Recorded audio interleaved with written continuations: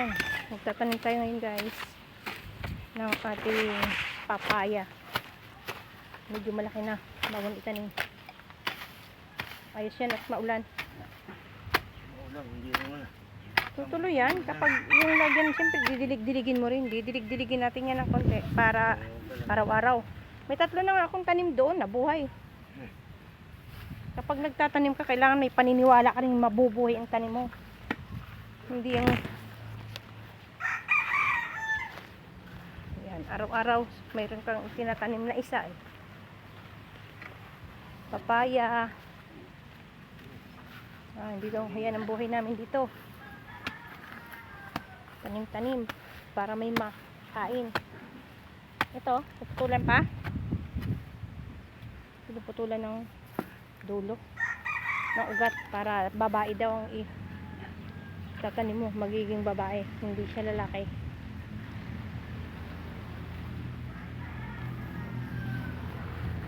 Medyo maulan.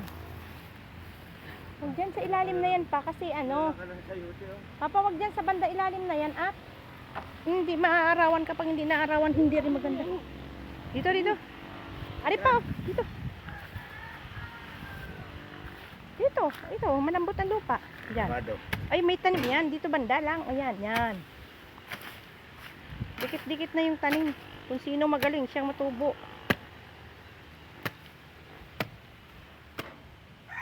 Putulan pa rin. Putulan pa, hindi na.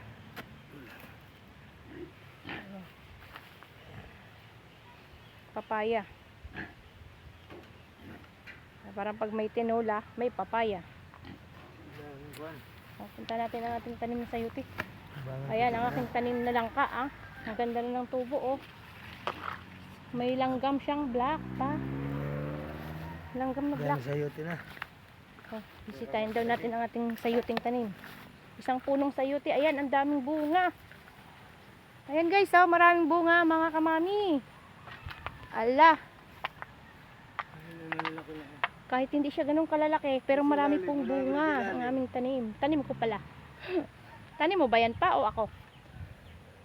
Basta aming tanim. Ayan o, dami guys. Ayan ang buhay sa bukid. Probinsya lang. Hindi naman as in bukid. Ito ay tapat ng Taal Lake. Ayan. Taal Volcano. Ayan dyan. Dyan part na yan. Medyo makulimlim ang panahon guys, mga kamami.